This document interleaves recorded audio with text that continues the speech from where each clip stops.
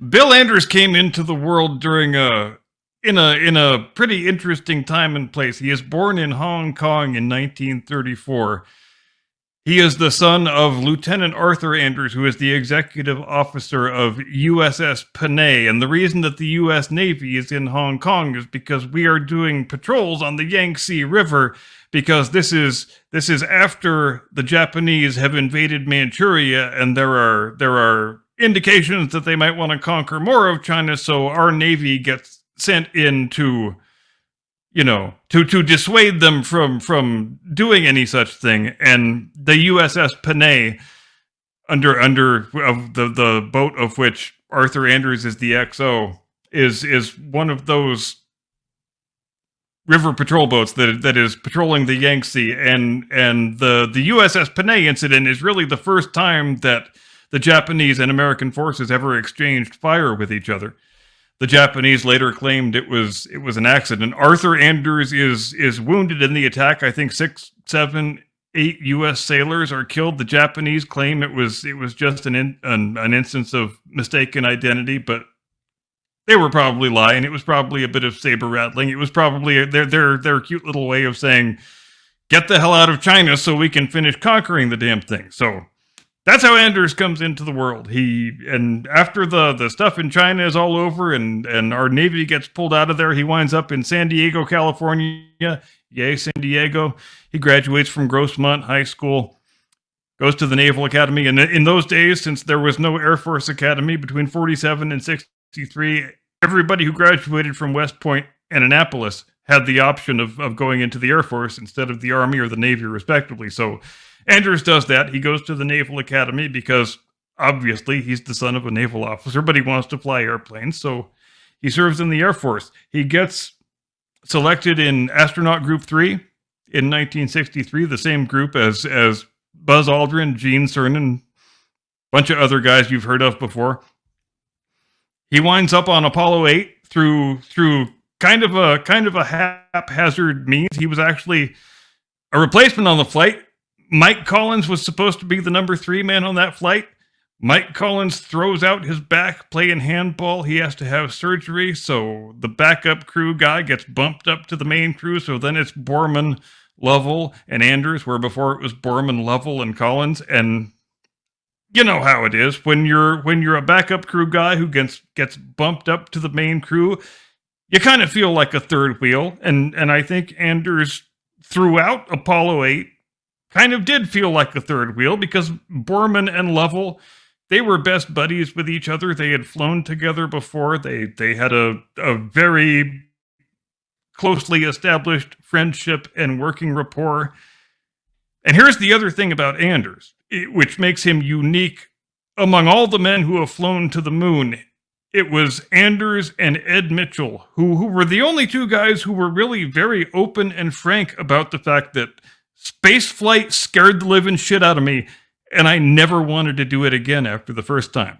And I think it takes a lot of character to be frank about the fact that you were scared shitless. And why did Apollo 8 have a lunar module pilot when it had no lunar module? Well, here's that story. Apollo 8 originally was supposed to be an orbital test flight, the first orbital test flight of the full Apollo spacecraft stack, with the command module and the service module and the lunar module.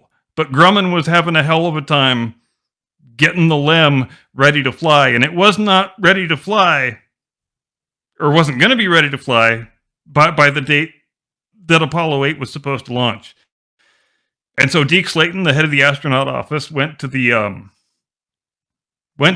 respective crew commanders, Frank Borman and Jim McDivitt, and he said, "You know, the mission you were supposed to fly is not going to come off because the LEM is just not going to be ready to fly. So what we can do instead is we can send Apollo 8 all the way to the moon.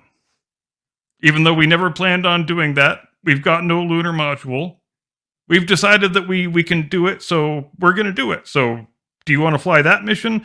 or do you want to fly the mission you were going to fly? Jim McDivitt is the first guy, is the first commander that Deke Slayton puts the question to. And McDivitt says, we have spent so much time practicing flying the LEM that we still want to do the orbital mission. And he poses the same question to Frank Borman, and Borman says, I want to go to the fucking moon. And so it's decided that Apollo 8 is going to go to the fucking moon in December of 68. And that's what happens. And bear in mind here, the experience of Apollo 13. Because you all remember what happens on Apollo 13. They have a catastrophic failure in the service module 55 hours into the mission, and they have to use the LEM as a lifeboat and use the consumables on that vehicle in order to keep themselves alive so they can get close enough to Earth to then jettison the LEM and do a normal re-entry. But if that had happened, if they had had the same failure on Apollo 8, those 3 men are all dead. There is absolutely nothing that could have been done for them. And you have to think that Jim Lovell, the guy who was on both flights, he was acutely aware of that as he was, circling the moon on a free return trajectory, just trying to get back alive when he thought he was going to be landing on the moon. But that didn't all turn out that well. And Apollo 8 it's difficult to put into perspective what a big deal Apollo 8 was at the time, because it was overshadowed so completely just 7 months later by Apollo 11, when Armstrong and Aldrin actually landed on the moon and walked on it. But in December of 68, when Apollo 8, when those 3 gentlemen became the first men ever to leave Earth orbit and fly into the orbit of another celestial body, that was the biggest, most momentous news story in the history of the world. And everybody on the planet was deeply invested in it. And as we know, Anders winds up taking the Earthrise photograph, probably either the first or second most famous photograph in world history. It's either that one or the blue marble from Apollo 17, which was, yes. But yeah, it's we could argue that point all day. And Anders decides that one space flight is more than enough for him. He retires from the astronaut office immediately after returning home. He becomes the ambassador to Norway for about a year because his name is Anders. Obviously, he's Norwegian. Then he comes back here to San Diego and becomes the CEO of General Dynamics, which was just about one of the biggest defense contractors in the country at that point. I remember being a little kid and driving on the freeway past General Dynamics headquarters, and it was the biggest building you ever saw in your life. It was totally awe-inspiring. He runs that and then retires. I think in the late 80s, he retires from General Dynamics, and he spends the rest of his life. Oh, here's another thing I want to say about Bill Anders. The Apollo astronauts, as inspirational and uplifting and inspiring as that whole story is, the downside of it is that there are a lot of broken marriages in that story, and a lot of estranged children, and a lot of astronauts who never found the time to be good husbands and fathers. But Bill Anders was the exception to that rule, because he and Valerie Anders had the most successful life partnership probably in the history of astronauts. And somehow he found the time and the energy to be not only a top flight astronaut, but also a really outstanding husband and father. And that's another part of this thing that makes me sad, even though, there's something probably, I don't want to say fitting or poetic. I probably don't know what the correct adjective is, but to live to the age of 90 and still die a pilot's death in a cockpit with a stick in your hand. I think if you had given Anders the choice of dying that death or a death in a hospital bed hooked up to machines, he probably would have taken the pilot's death, but he also wouldn't have wanted to leave his wife because they were very deeply in love, and even after 60 odd years of marriage. And maybe that's the most inspiring part of his story in the end. What say you? I myself? I love Yes. Definitely. First of all, he didn't die in a crash. He died in a controlled descent.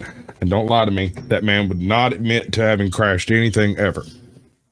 Well, yes, and I'm glad you brought that up, because when I first found out about it yesterday morning, and I was talking to my dad, and I said, I did contemplate for about 0.6 seconds the idea that this was some sort of intentional self-deletion, but then I said, no, there's not a chance in hell that Bill Anders, of all people, would wreck a perfectly good vintage airplane just to off himself. No way. He would never do that.